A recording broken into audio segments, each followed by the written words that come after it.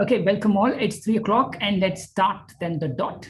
Thank you all for joining early and for colleagues who are going to join us in the next minute or two.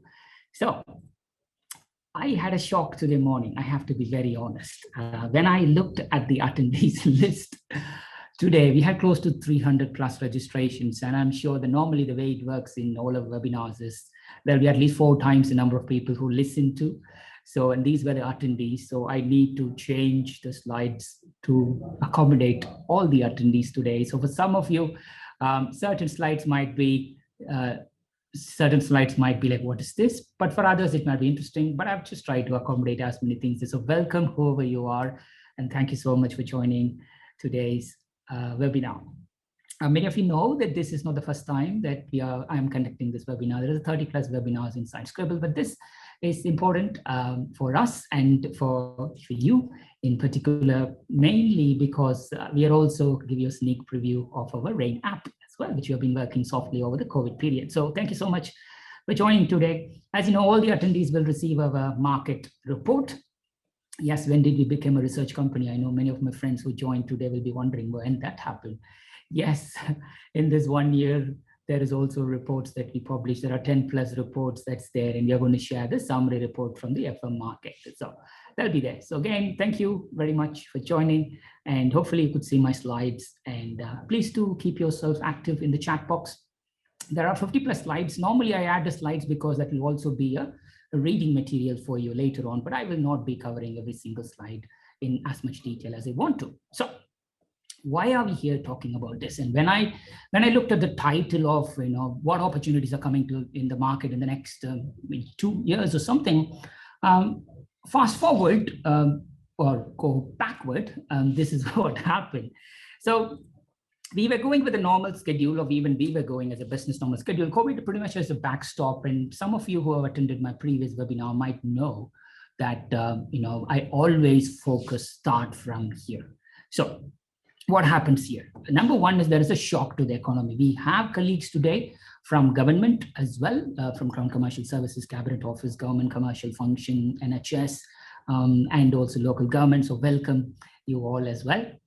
So primarily there was a shock to the economy, and there is a reaction to the shock that we all are going through for the past 1 year. And now the reactions that we all did is going to be from there. So primarily, that's the important crux of the message that I want to land here, which means our reactions will dictate the market much more than what you anticipate the market to do. That applies to both the buyers and the providers. So while we are working through this, you'll be pleased to know that I'm not going to talk about the future of work or future of workplace. If somebody tells you that, I don't think, because nobody has gone to the work yet to demonstrate what work means. First of all, we all are locked down still, and that might happen in July, August, September, gradually. So that will take 6 months for us to settle in. And after that, let's talk about work. And also let's talk about the workplace. So what happened in this past one year is there was a lot of stuff that happened, and we have webinars on 1 month into COVID, 6 months into COVID, and 1 year into COVID. And this is just a snapshot. 100 plus contracts have been terminated at all forms to the other, and different buyers reacted differently to the challenges. That's the reason that happened. Some of the contracts got extended, some of the contracts, the scope was changed drastically. But underneath this, the employees on both sides, many went through furlough and, as you know, redundant. And the most heartbreaking thing is what the industry never anticipated that will happen to it. We also lost close to 300 plus fallen heroes.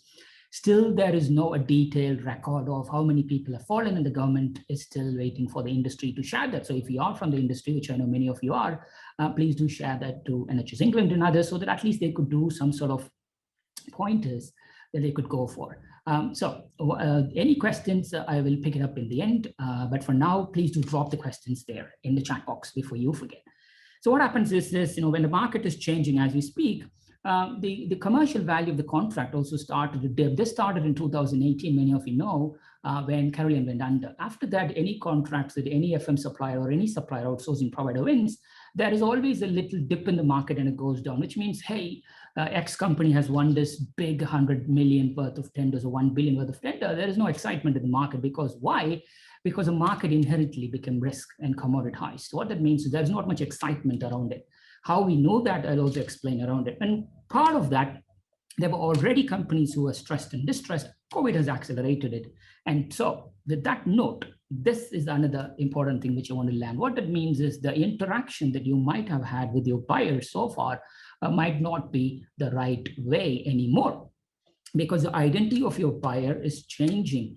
Property, real estate, IT, asset management, then comes what you called, then comes the buildings and stuff. Everything is connected now, which means your buyer is trying to integrate as much as they can to work with you. And your buyer whom you used to work before not necessarily will be at the same level as you in the past, because now they might want to expect you to have even more intel, even more intelligence, even more solutions for them.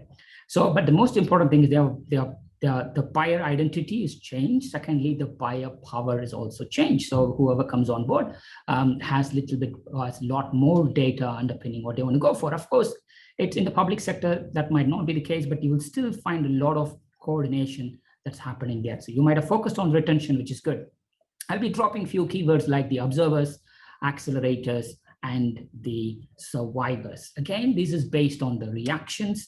Whether you're a buyer, whether you are a provider, or whether you're an investor, we all reacted to the market. So we have bucketed them into three, and you could test yourself in there. And the second one is virtual sales. We all are human socializing people, went on at it, and this 1 year has predominantly disturbed that social part of us as well, which means A, your buyer behavior has changed. B, your virtual sales is also happening, which means you need to have an anchor point.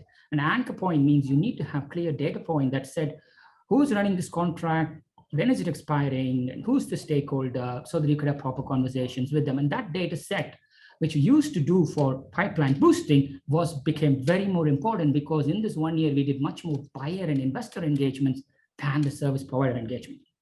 The point to note here is, if you're an accelerator, which you'll define in the next slide, the people are investing a lot more on the sales and marketing activity compared to what they used to do before. And people who are observers, again, I will divide, they are splitting 5%, and the survivors are the guys who are going incremental here. So this is the definition. So survivors is, yes, we all were defense. We all were playing defense for the past, between March, when it happened last year, all the way up to April, May, June. But then when there is a light in the tunnel that, things started to come back in August, when the restaurants were opening, so there was light in the tunnel. So some people start to position themselves, but others continue. So that's where people start to separate themselves. So you will know, we all went through the same personal experience, company related. Many of you might have changed jobs. Many of you might have gone through challenges in your work or in the renewals contract, so and so. So either way, at some point, the survivors will move into observers, and the observers will move into accelerators. And today, most of you who's joining this call will not be a survivor. If you're a survivor, there is no way you're going to join this call. You are somewhere between an observer and an accelerator, which means I've observed the market enough, now I'm going to accelerate. Or I've accelerated the market, or I'm about to accelerate, but I just want data or relationships to confirm whether I'm in the right direction. That's where you are. So you can try our scorecard to find it. But when we did this analysis, we spoke to 130 plus senior level stakeholders, predominantly FM, 80% FM, but also on the wider outsourcing. As you know, outsourcing and FM in UK bucketed as business services. This is the metric as of November. This is when the vaccine was announced, AstraZeneca, Pfizer was announced in December. We all went to lockdown, but then there was it's going to finish up as early as just before Easter, and we all will be back to normal. And those people, so what that meant is, with that thought, 9% of the market is in acceleration. So you could whoever you are, you could guess from the reactions from your company where you stand, but you could also go to the target. From our analysis, 9% of the providers, the top 85 providers, were planning to accelerate. And the most of them are observing clearly, even we were observing, we were not going to accelerate, but we were just preparing ourselves to accelerate. And then there were providers who got stuck, as I mentioned, because the industry that they were, it could be retail or it could be anything that related to hospitality. When they're specialized in those things, they got stuck because nothing much could be done. So they were in the survivor board. That's the reason many of the, not just FM players, but many other players also are slightly more stressed and distressed than what they used to be. So understand people have reacted differently, and when if they continue to observe, they will fall back as survivor. If they continue to survive, they'll go bust. And if they wrongly accelerate, then they might come down as well. So this is the thing that you might need to keep in mind.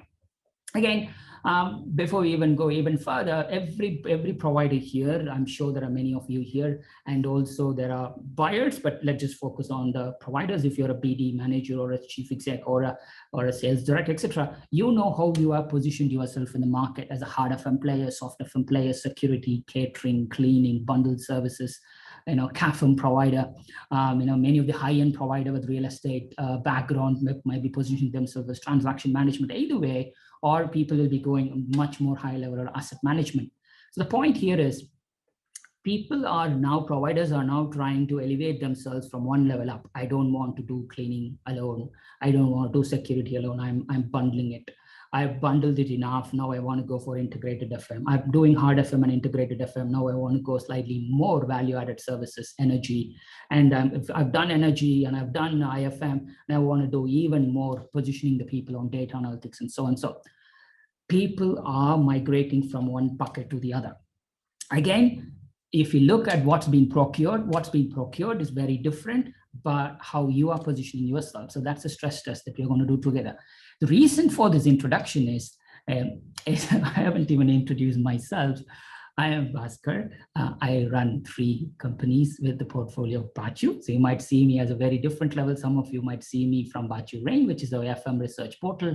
Some of you might see me as a podcaster. We have a top 10% Apple podcast, 2 podcasts. Some of you might see as Scribble, world's largest learning platform. Some of you might see as a government advisor, and so on. At the end of the day, there is always relationships, and I believe in humanness in how we approach. So many of you who come to it, most of you might know me already, but if you don't know, this is B. Thank you for joining. So, and behind Baachu is a genie. Behind Baachu is this little boy. The identity of Baachu was pretty fluid, and it's still fluid. So what happens here is, if you have this, I don't know, you do this, it's because of this, because we position, you will find it at the very end. We don't define the company by the product or service we sell. We define the company by the people we serve. That means most of you might see us very differently, but that's Baachu, that's our mascot. It's me when I was little, not little, when I was young. So that's it. So he's saying hello. So this was me when I was a lot more chubby, when I was 29 years old. So let me get into the actual details. What happened here is 2009-10, I was promoted as head of business development for CIRCA, and from here I was asked to build up sales pipelines. So I have no idea, because I came from a commercial background and bid management. So when you suddenly are asked to do sales pipeline, you just start to position yourself. How am I going to do this whole thing? So you start to build some frameworks, you start to put full things, and you start to do. The important point here is most of you might be here waiting, understand here is, how am I going to achieve my in-year revenue target? That was the question that I tried to answer. And then, like the challenges that you face, these are the questions that I need to go for. If you are a sales and BD development director, these are some of the questions that you find. How to achieve my new revenue target? My opportunities in the pipeline is not good suffice for me to attain my targets. How to strengthen my pipeline? How to improve my win rate, etc. I had the same challenges as you do. But what happened was, when I left CIRCA in 2014, when I was starting to do work, I started to build pipelines for people. Public sector, private sector, not just FM, but a lot more opportunities in there. The team that I set up came back to me, and that's how Baachu was formed. So we were pioneering sales pipeline development here in UK, and you'll be surprised the companies that we work with, most importantly, the relationship that we go for. These are the companies who have multi-million pound sales in BD budget, but still there was something stopping from happening. And the inputs that we were collected were going on in this way, which is going to be, who are the sectors, what are the incumbent, etc. So gradually we collected more and more information. At the next level, we collected the stakeholder information, and so and so. Without realizing, we came out with our own methodology of, okay, you build the pipeline, then you qualify the pipeline, then you go back and find a little bit more intelligence, and we help you to succeed. So while we were doing that, specializing on this, then the stakeholder changed, and the marketing director, strategy director came on, hey, I want to do this. market size and so on. So again, even though we were not a research company, we weren't positioning ourselves as a strategy consulting company. They were burning their hands on some twisted data and some very top-end consulting companies who were just approaching generically. So we learned our art there, and we positioned and helped the manager there. And then it was the chief exec of how can we position the independent assessment of the market with them. So with all the data points that we collected, we started to serve different stakeholders, the buyers. With the supply chain that we have today, we might need new, fresh suppliers in the market. Can you help us? If so, what they have done, what are the other procurements, how have they procured, etc. It's all came from the same data set that we have. Then came the investors 2018 after Carolean, and we lost a lot more money with Carolean ourselves because we were providing sales pipeline and market strategy support for Carolean ourselves. So the point here is that data set helped us to serve a lot more stakeholders that we wanted to, and it happened organically. And that's how the company was formed. So what we realized was, there is this underpinning 11,000 plus data set that helps us to work with many of the leading suppliers and to, I won't say some, many of the leading providers, many of my friends in the industry. And then when I was working with them, when they moved on, we just went on with them. And today we have done pretty much most of the top strategic providers, including elements of government and a lot of work with the investors and analysis. So this is the challenge. We have a twisted data, and then there is an endless of data coming. And most importantly, there's a trust deficit at all levels. So when we are going to have this conversation with anybody, you just need to start with a starting point. We have pumped all these things inside Rain in the webinar format, articles, report. There are some briefings and analyst sessions. There is a database. It's an Excel format, but now we are going to look at the Rain. And then lots of one-to-one conversations. It's all there behind bespoke research elements. So the reason I'm giving all these things is, why do I need to listen to you? What credibility do you have to talk what FM means to you? And this is the reason. While we are building this part of ASH together, we work closely with a lot more stakeholders, a lot more forums in bringing this one view of the market to address the trust deficit. Because everybody is doing good things, but how can we help them? How can we connect the sellers to the buyers? How can we connect the investors to the right people with data, with neutral data? So before I go any further and we open up the Rain app, I just want to quickly, rather than me speaking, I'm going to open the poll now, just for 2 minutes, just to answer this one thing. Because I've looked at the attendees list, close to 80% of you have sales director, business development manager, business development director, chief exec MDs as your title. So please do go and do this one little poll for 2 minutes, and then we will begin from there. Poll is now open. I'm going to open it for 2 minutes. Please do have a go.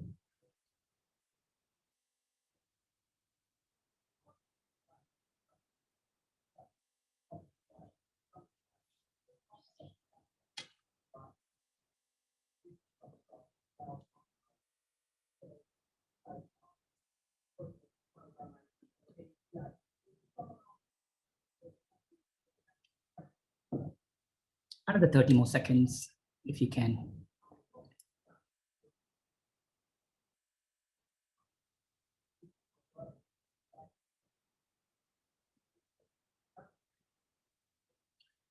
Five more seconds, then I'll stop. Thank you. So I'll share the results. As expected, as you know, the reason why you are here is because you are moving from observer category to accelerator category, and it's proved. So 46% of you have suggested that you are going to go organically, which is what we're going to talk about, what tenders are going to come in the market, by up to 20%. And there are similar number of people who are planning to accelerate even further. I'm sure for the past 1.5 years, they might not have done enough. So you're going to accelerate. So it's beautiful and brilliant. And some of you are actually going to acquire companies. Again, as I mentioned, there are lots of stressed assets in the market, and the survivor, there's a lot more that you could do for you. So this is my, thank you for doing it. So I'll quickly share the results. Hopefully you can see the results. So what you have here is this. So predominantly nice to have accelerators and observers joining the community here. Welcome. Let's move. Thank you so much. So let us go. moving back to the slides again. So what happens here is, I know many of you are looking into this. Why are we doing this? Why do we need to have the data set that we're talking about? Because the tenders are coming left, right, center. Many of you in the public sector might know that you have an overdue tracker and you opportunities go for, but what you won't know that there's none of the overdue tracker. We just waited from 2010 when I was an employee for CIRCA to now 2020. I was waiting for one company to come out with a strategic pipeline or a strategic planning based on the tracker. Still to date, I didn't find anything. So that kind of helped me to create our own market here. But the underlying principle is, yes, there are opportunities that's going to come in the market. We are going to look now, but it's much more important, as you know, both as a buyer and as a provider. So we have friends from CCS today. They have already started the Crown Commercial Services market engagement. Why? Because it's going to expire in the next 18 months. They're starting now so that they will have a much robust, resilient, and rich supply chain. Same thing for you. You might be looking, many of the contracts, again, take it with a pinch of salt. Many contracts in 2020 were extended, you got procured differently, but it's important for you to also see, whether the contract might come in the same form. It also helps you to shape it. Looking into the budgets, if you bid tactically, you only have close to 20 to 30% to win, because incumbents tend to win quickly. That's the reason it's important for us to understand who are the incumbents, where possible, what's the contract duration, why do we need to do that, so that you can pick your battles carefully. And it also helps you to understand if your main competitor has 20 bids next year, they will be busy renewing the contract, whereas you go and pick up projects that are outside the thing that they go for that have more chance of winning. So you could apply that in multiple forms. People say capture. And also what you can see here is, if you're a strategic planning, it's also important for you to get to the view of 5 years, what you're going to do. Of course, the opportunities might vary, but the market won't be drastically different. People will be incrementally shifting, as we talked about. So having the 3-year outlook, these are the projects, this is how they are outsourced, this is how they were bought, these are the competition, might help a lot more. So many of you might have already done strategic planning, but that's the basis. Then you allocate the budget. So the reason for that is I did found a lot of colleagues with the title bid managers. I'm sure you would now know what a capture is and how we can position this. But because of a buyer and a provider, it's important for you to position this.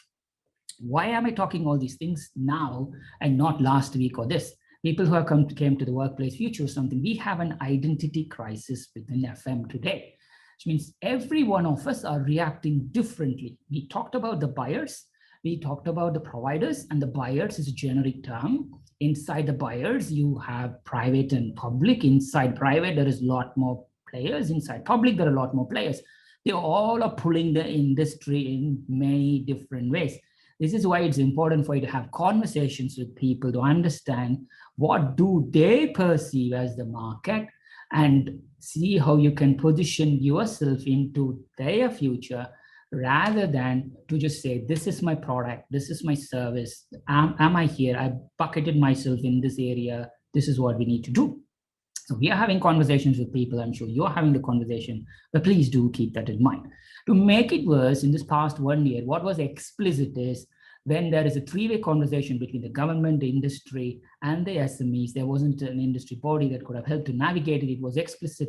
We were able to step in to fill some of those gaps, but you also need to understand your battle is going to be a lonely battle for some time, unless we launch our own memberships and you can join there. But we are in this time, and I found this interesting. I wish I can do this, which means, we are stuck to a certain extent, and we all are finding our own ways. We just want to get out of the market and do it. But the point here is, it's not just you who are going through this. There are a lot more people who are going through this. And I love this quote, and I always use this quote.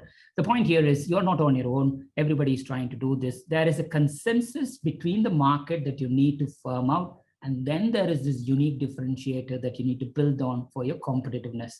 But what's happening now is that consensus of what the FM market stands for is now totally lost, which means everybody is pulling the market here. That's the reason we are launching this, to build up a forum to just take it even more further. So we have the data, we have the relationship, what next? Yes, I'm entering politics. No, I am not. The point here is there is a need for the intelligence, but the intelligence, it's expensive because we are pumping in a lot of data. By the time we close it, somebody else is renewing a contract, somebody else is winning a new contract, and that needs to be updated all the time. You as a BD person, you as a salesperson, you as a buyer, it's going to be challenging for you to keep on track of what's happening in the market. Especially, you might get this false assurance that I have the public sector, I'm spending money on public sector trackers, I know this. Not really. I can tell you that private sector even less. So it's pushed us to go for the Rain app. We were like, okay, we have done as much as we can. We had a false start in 2018 when we came out with an app, with a CRM type of a tool, but we got burnt ourselves big time when we were firefighting on a survivor with Carolean. We also launched a technology version and we pulled back, and now we are back with a different thing. So we are not going to compete with anybody else, but we have created our own niche. But I'll just share the Rain app. So let's just go through the opportunities live. But before I do that, a quick recap. You're going to have this, many of you, if you're part of the Baachu insiders, as we call it, you might know this. There's a split in the market, even split in the market. There are research reports, please be careful. There are research reports that tells you UK market is $42 billion. The moment you see dollar sign, you know that they don't know the market. I'm not going to name them. There are people who are just going to tell you this is the market value, but we build up the market based on contracts. Every single contract, who runs what's the average value of the contract, what's the real value of the contract. When we build it up, which means we can go every single contract to say, hey, you know what, that 118 billion that we're talking about is made up of this. We can go to distill in that. So, and that's the reason today we are coming confidently and talking to you. Otherwise, we would not be. We will be just simply boosting the pipeline, because important is when you base the decisions, you just need to base it on the right data points. So you might not be playing in all the markets, but you might be playing in selected markets. And there are lots of SME friends here who have joined as well. You might not be focusing on the sectors. You might be focusing on the region where you play, or you might focus on specialist services, etc. But we will touch. We have sliced the market in any different form. But the important point here is, if you are a private provider, then commercial buildings, which has got hampered big time in this 1 year, is still the largest player. And in the government side, central government will be the large player, out of which CCS framework. But you can't have any opinions on that. But at the end of the day, they are the de facto authorities, and it's important for you to be part of the next iteration. If you're already part of the iteration, good. Go big time in this second iteration.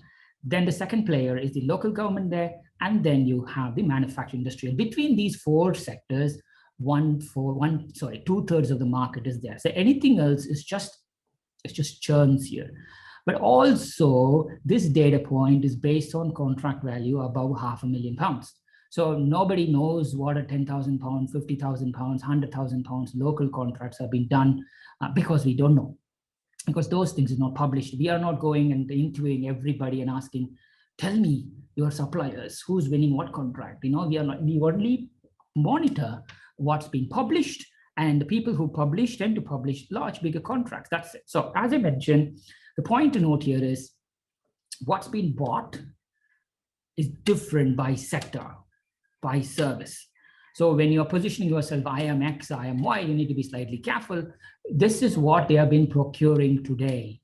So this might change in the future. That's where it's important for you to talk to people and say, hey, you have procured an IFM service, but we may need to change that to X service, Y service. It's entirely up to you, but it's having an understanding will be super important. This is a breakdown that tells you offices, totally integrated FM, whereas you can see the government split up, still procuring separately. Then you can also have, again, in the private sector, it moves on the other side, on the manufacturing as well. So what you also find is, this is why you are here, and you will also find the deal volume, which is like, okay, I know those sectors have a big volume, but I know some of you might be going for less projects with a bigger turnover, and some of you might be going for smaller turnover projects, but a lot of volume. So this is another snapshot that tells you, hey, if you are looking for a small churn, but a lot of projects, then you may need to go for these two sectors. But offices, you cannot get away from offices. It's there for you to play. For the next 3 years, this is how it's going to be. So these are some of the numbers that we'll be touching in the live app. But for now, this is it. But what are the upcoming contracts that might come both in the public and private sector, and what differentiation that's going to go for? If you look, as you know, this is where the market is caught. You might be playing in a different segment, but if you decided to play in a certain sector, you might need to understand that sector doesn't procure in any big bang. So they will procure in smaller churns with local suppliers, or they might procure smaller works every now and then. So whether they are going to consolidate and come back is the conversation you need to go for. But your starting point is different industries procure differently. It could be public or private. And based on that, the number of contracts that's going to come out will be slightly different. As I mentioned, 2020, many of the contracts that was expiring in the past 12 months and the next 12 months is renewed. And it's also been shaped with less volume, or because of the churn, or in certain sectors like NHS or critical infrastructure, it's actually increase in volume. IT telecoms increase in volume. But what you find here is, yes, we know these projects exist, but for the past 1.5 years, you know that the actual opportunities is renewed. And I'm sure that many providers might have renewed it for 3 years minimum, some for 5 years, but some buyers will say, hey, I don't know where that goes. It might be reduced even further. So let's go and have a look at the Rain app before I talk anymore. Stop share and let me go.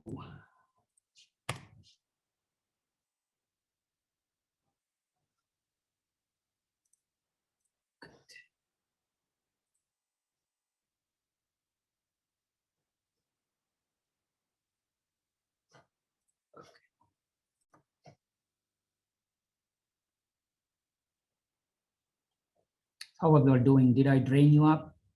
Sorry. As you can see, when you play with technology and the apps, you are at the mercy of that. So I hope it comes up.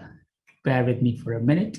But let me, while this is happening, yes. So this is my version, but when you log in, you will get a different version. As you know, what we have done here is there were a lot of questions, as you mentioned, from the buyers, from the investors, from the marketing directors, sales directors, chief exec, but why can't we put everything together in one place so that we could start to use that as a portal to give the answers. So what's inside Rain? As I mentioned, with all the projects that we have been doing, we used to have this in an Excel format, but now we have consolidated and we have added it here. So as promised, what are the, very quickly, this won't be in any, we are not here to create a customer experience technology-based high frontier. Important point here is data.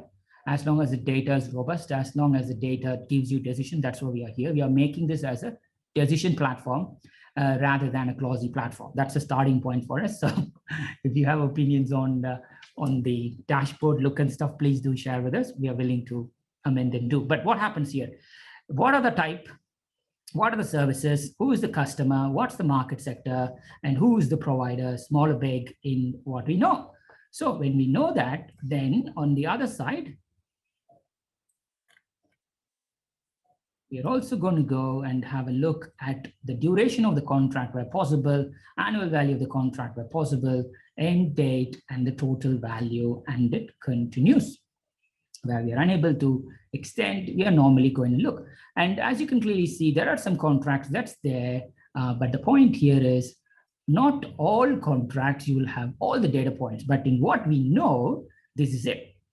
So let me go back, and I'm sure there are some filters that I was playing before I came on board. Let me reset everything so that you could have a look. Just bear with me, as you know, like in any IT demo with live, it just goes on. So what happens here is this is a raw data set. When we kind of look into the data, you're going to find a split. In parallel, when we get a request to have a specialist sector or something, we just do that project and then we update the database. Otherwise, we just scan the market on a monthly basis. We just go and update the data set. We have an automated crawler that look and it consolidates, and we put a QA and then we update the dashboard. But otherwise, based on the request, we do it. But the more and more, because Rain app is going to go live soon, and the more and more people who get access to it, you will get your own dashboard, and it also connects to Salesforce, Microsoft Dynamics. So our plan is, here we go. I know every now and then I'm going to come on board and get answers to all the questions that I talked in the past. What's the market size? What's changing? Who's winning? Who's not winning? Who was not winning? We don't know who's winning. What did they win, etc. And then that will be updated here. And this is the public sector and the private sector split that we talked about from the presentation. And this is how the dashboard is structured. So we can go line by line, and we can have a quick demo of, okay, I want to know just the private sector opportunities in hard FM. Look.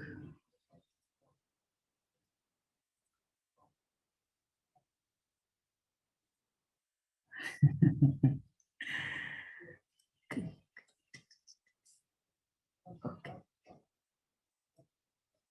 Right. And I'm going to apply it. Okay, what is the private sector hard FM opportunities that's going to expire? And I'm not going to expire or look at the data set yet, but let me at least get a feel for, I play in hard FM and I play in the private sector. You could go even more granular in the sector that you want to go for, but let's take a stab on, okay, what's the hard FM opportunities that we need to go for in the private sector. As you can see, it's thinking. So it will find you a dashboard, and the dashboard is going to tell you, hey, these are the opportunities, and these are some of the structures that we need to go for. Was working until now in a typical way. Yeah. So this is the problem. When you're stuck with data, you're just stuck with data. When you go on and become yourself. Okay, here we go. The data is gone. What we done? Okay, we know 58 billion was the overall market. But here we know in the private sector, hard FM alone, there is close to 10.3 billion. And you can really see in the market, who are the guys who are procured hard FM only. You could also get a good snapshot on different sectors, what they're doing, categorization, and how they work with. So you can keep on doing that for bike. As you know, instead of doing it by hard FM, you could go back and now go and say, I want to have the opportunities that's expiring in 2023. Then simply it just goes back and it picks. So what that means is this just becomes your decision tool, and you can also filter it by a provider. Hey, and what are the contracts? Who's running what contract? You could have an access to the dashboard. And so every month we just crawl it, we do it, but depending on the access, depending on this, we'll do it fortnightly. But as you know, it's based on publicly available information. There's no point crawling every other week when nobody tells who they win. But as you can clearly see, after 1 year, there is a lot of new wins that's coming to the market. So people are starting to accelerate. It's important for you to understand what's happening inside. So what we looked here is, okay, we know that there are hard FM opportunities in the private sector, out of which, guys, 2023 is going to be a big year because many of the opportunities are going to hit the market. And what are the opportunities that's going to come and hit the market? It's here. Again, not all, again, I stopped the filter on hard FM, but if you go and look, you can filter it on hard FM, then you can also have a look specifically on the opportunities here for the end date for your chosen sector. It helps you before you make big budget decisions on, am I going to invest on this bid? As you know, before you invest on a bid, there's a cost. Before you invest on any sort of analysis, what we call a capture, intelligence analysis, it costs. This is something that you go for. Obviously, you might have a lot more intel about a particular client, which you add in your CRM. And this is the meeting, this is the thing, etc. But what this add is an additional tool to just check whether we have something that you don't have, which is we keep on crawling it, because you as a BD stroke sales person, as a buyer, as a chief fixer, you need to drive your company forward, not just to do research and track who's won what contract, who's procuring what contract, when is it going to come for renewal, etc. So it's important. And that's the underlying principle behind this tool. So it has different data points, and it kind of helps you. That is segmentation wise, we are segmenting even further as we speak, by even more specialist services, and we're also going by regions as we speak. But this is the Baachu Rain app, which we have. Simply, it just helps you to just understand who's running what contract and what is the business model. That's the one question that it answers. So that's it. So that's what I just want to share on the app-wise. So let me stop the share and I'll come back to the slides and keep your questions coming. And I will continue with the slides and I will pick up the answers there. So we had a quick look on the slides on the data. So primarily what it is this, whatever we have done in the past, we have just consolidated it with public and private, and that's it for you. And the AI, the reason for the crawling is, as you know, we spend a lot of money on researching ourselves. By the time we researched, found it, somebody won the contract, somebody renewed the contract, that supplier is bought by another supplier. So even if you go back and find the projects that Caroline, if you go and have a look, Caroline, the PLC, the projects that was outsourced to Caroline, if you go and check, it's very challenging for you to understand what projects were given to who. But we know those projects were outsourced to Caroline. When it comes back to the market, the industry knowledge you will definitely know, but if you're looking at it from the face value, it's quite challenging. And you will find, I have friends from Italian Service today, and a few other companies, Arthur McKay, which they acquired a few years ago, that project was given to Arthur McKay. So are we going to cleanse the data and make Arthur McKay as Italian Service Caroline into ONG or Caroline into CIRCA? And it's not, yes, we can keep on doing it, but important point is who runs what contract and what's the business model. So it's important for us to capture who won the contract. And then once we do a bespoke study, then we go and refresh it. So if you look, yes, it's categorized by sectors, it's categorized by services. The question that I found just before I came in was, at the moment, we are regionalizing it and we are planning to do it. We have UK-wide national, but we're planning to have local government and devolved regions, because we are starting to work on with a lot of SMEs now. At least we have 4 projects that's going on this month alone on SMEs. It's based on different geographies of UK. And we are getting the data points as we speak. And then we are moving into Europe. We have already crunched the data. We just need a quality check and we need to add it. Same for US as well. What that means is this will become the global database. But is it just going to be FM?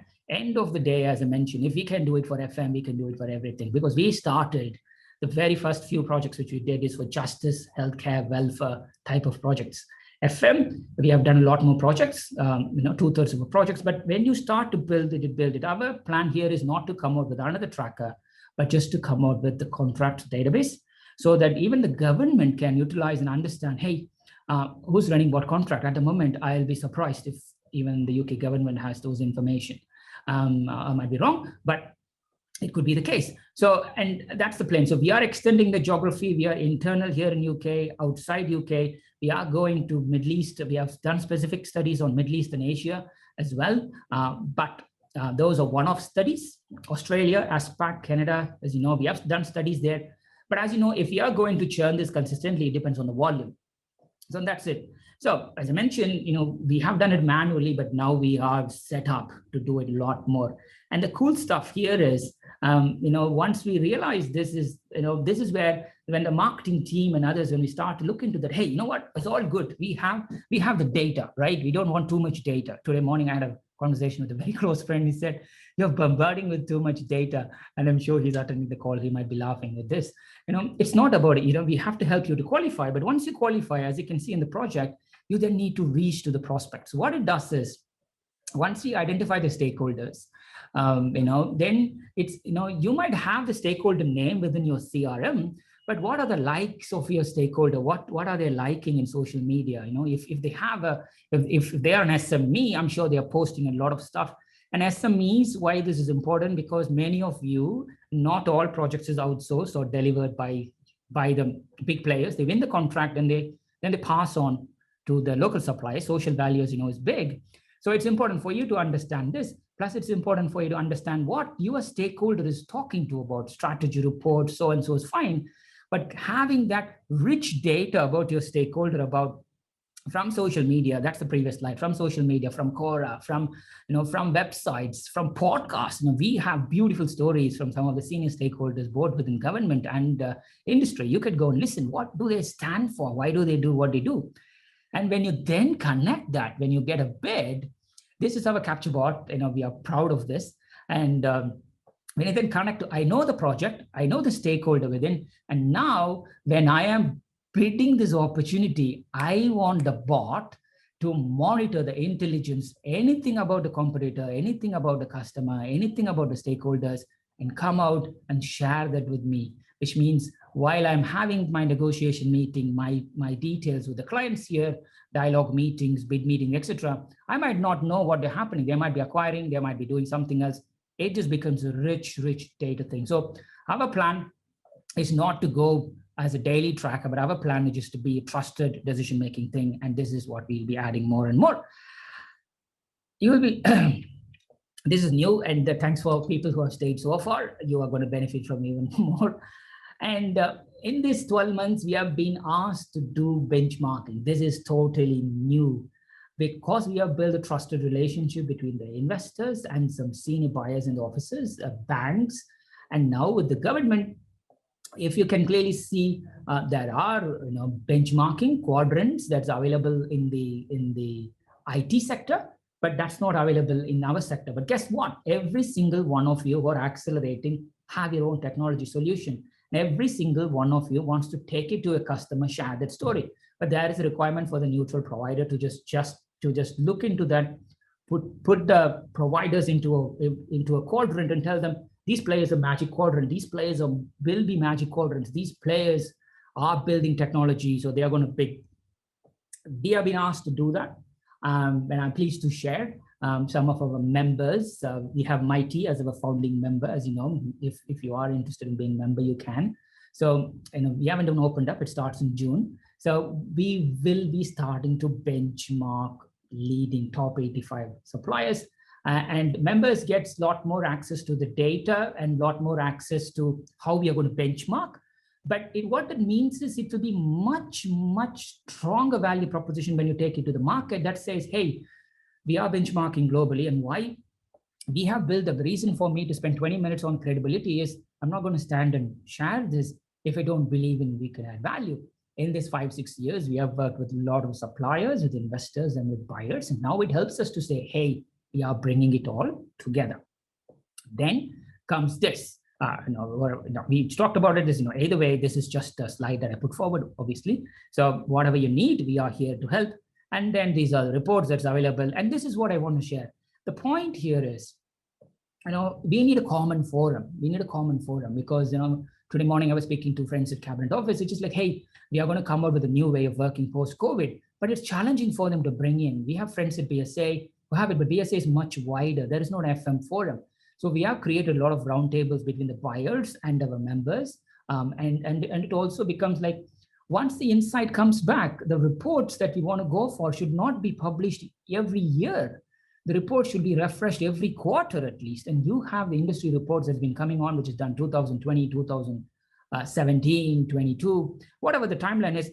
Let me tell you, by the time it gets printed, it's outdated. We know that. So we want to come up with dynamic insights, as articles, as webinars, as reports. And, and we just want to refresh it at least twice. And we just want to share the details of where the market moved consistently every year. And we cannot do that ourselves. We just need to do it with you. And that's the journey that we have here together. And we started initially with observers, accelerators, test yourself here. And this is my final landing point before I open for questions. The market is much more fragmented by the services that you provide, and is much more fragmented by the reactions that providers have done so far and the reactions you're going to go. I'm so happy and pleased to see close to 80% of the attendees today have said that you're going to increase up to 20% or even more organically. Brilliant. It's important for you to understand that the polarization will continue. Your buyers are changing, and it's important for you to exploit growth in a much more strategic way. When you do that, there'll be lots of data that will be thrown at you, but please do ensure that the decisions that you make is being done with proper insights in mind. And if you are able to do that, then, we believe within this 1 year, at least 10% is possible. But if more and more survivors continue to survive, then that's the growth for accelerators to become the 20%. And not everybody will achieve 20% because of the way market is structured. But there will be gaps in the market, exploited gaps, refresh the data where possible, use us where possible. The point here is, the gap will be widened. The top 85 that exists today, 3 years down the line, the top 85 will not exist. And the providers that you're going to see in the market will be very new. We are seeing some new entrants from US, and we are seeing some technology-driven companies who haven't done any FM now entering FM. The basic IT services providers, this is a shocker. One of the largest bank has appointed their IT infrastructure provider, the guys who have provided laptop for them, IT services for them, as their FM supplier. This is a multi-million contract. Why? In their mind, IT stroke property is going to be digital. What's the point going with an FM provider who talks digital? I will go with a digital provider who can talk FM. So wait for the large IT BPO companies to crash the market and wait for the last FM players to position themselves in the market. It's going to be super interesting how you all are going to position. So that was the last point that I want to stand. The point here is when you're having the conversation with the buyers, this came along all the time. They are like you and me, isolated, working from home, and they have their own challenges. The procurement has asked them to procure it in the same way. And the suppliers have been asked to, as you know, with the BD people, you have to go and win your contracts in the same way, but have conversations without any agenda. There's some conversations is like futuristic conversations. Who would expect us to do voice of customer service? In the past 1.5 years, we have done 12 voice of customer service. We are not a traditional NPS stroke survey players, but the reason is because we have the data points. We were asked to go with the buyers and then say, hey, we run this contract for you, but we just want to get your view of the market in a neutral way. And because we have the data points, we were able to add that point into the data points and come back with this. There are some accelerators who are making a very smart move. I was saying, hey, I can sit and come out with a value proposition, spend thousands, hundreds of thousands of budgets to understand what it means without having a single conversation with a buyer. There are some companies like, I'm going to keep my website as it is. I'm going to keep my social media as it is. Let me go back and speak to the buyer and say, hey, you are my buyer. We have been working with you for 5 years. We do NPS survey with you. But let us talk much wider. What you see is the market. Where do you see this is going? Where do you see us in the journey? In addition to, are we doing okay? What's our service measures, etc. It's all there. When you have the conversation, it is important. But we are there if you need. But I'd stop there and let's open up for questions. Let me stop share. Right. Question. Let's see. From the top. Hope it was useful. Thank you. Thanks for staying so long. It's great. And whoever is going to see the recording, thank you for at some point. So, question, will it be possible to get a video of this presentation after as my CEO wasn't able to? And of course, 100%. You will have the recording and I'll share the presentation to all the attendees, not to the registrants, but only to the attendees. How did you estimate the market size? Yes. Okay, I will have a look at that when I send it. The market size, what I share today, will change tomorrow. So this is based on what we found out as when we did a snapshot as of, I think it was February end or something, that's it. When we change it, keep on changing. Again, when we came to know what are the contracts that have been extended, how long, which is going to be coming out in the next 3 or 4 months, because many providers will be starting to share or many buyers will be starting to come on, the numbers will change. That's the thing. So don't be stuck like UK. We believe if you add the projects less than £500,000, UK market is worth at least 150 billion. It's worth at least 150 billion. When you add anything that happens at the smaller 50K to 250K to 500K level, and that changes all the time. And that's what we want to address. It's not going to be static. It's going to grow 3%. It's going to go 5%. I'm sorry. If somebody tells you why, how, tell me now. You know what? It's all junk. Please don't fall for the trap. That's it. So we estimate the contract based on the contract size. Nest. Yeah, fine. Does this include data from outside the market? Yes, Sunil, it does include. No, this dashboard doesn't include, but as I mentioned, we have done projects, but based on the volume of the project, as you know, data is expensive. We already pumped in £280,000 just on the research. Then on the app, further £150,000. So $500,000 already spent then on UK alone, and we need to categorize it, monetize it. But if you want to go further, Definitely, we have plans. We already got the data, but whether we need to consistently monitor the data will be project-based. So how did you find the information? Thank you, Lucy. So we just, in the public sector, they do contract awards, and both on the buyer side, so we track that. And on the provider side, they do say, yes, person, you can see if you're subscribed to my good friends IFM.net and other FMJ and others, you will find people say all the time, X company has won X projects and stuff. Simply, we just go grab that and put that in our dashboard. And then we compared, is this being outsourced in the past? We still keep it as a separate contract, and we still keep the old contract. So we just crawl all the time. So that's it. So anymore, thank you. It would be interesting to see which segments decrease, increase over time based on the market size. Yes. That's a very good question. You know, what was thought as a commoditized service, like cleaning, went up more. You know, when we did a survey last year with what we call the unprepared survey with 12 buyers in the city, one comment came strongly, which is like, Bhaskar, we have more cleaners and engineers in our 3-story building than the traders or the employees. You just need to wait for that to happen. You know, so what that means is, you know, many FM providers, who would have thought we will went to this shock? We all transformed, we all were agile, we all did our best, and we'll continue to do it. And the same thing for the buyers as well. We just need to give them, they all want some employees to come on board, different surveys, say different things. At the end of the day, I don't expect 50% of the workforce to go back to the office, and the balance percentages will be spending somewhere between 1 to 5 days in there, you know. So or some percentage says that even up to 70%, because everybody managed to work, unless you are part of the critical service, everybody managed to work, which means the future of workplace, as they call it, or the future of workplace services. I'll be scared if somebody says workplace services today, this is what we are going to do for you. Please don't, because let people get back to work, let people settle there, understand what isn't working, what is working, then position your service. Having a 2-meter sticker, having a sensor, having this is tactical, which is good. But how can we go more? Capita has some amazing work on that recently, where they elevated themselves away from FM into how they could provide which resources in which building when. You know, so there are a lot of providers, you know, CBREs, JLLs, because real estate is big for them, productize some of the services. You're going to see all these things, whether these will be monetized or whether this will be technology that people talk about where you will never see them making life. It's also very high, because there is a lot of noise in the market. The reason we are starting benchmarking is really to understand all the technology that people are talking about. Is it really been implemented? If so, where?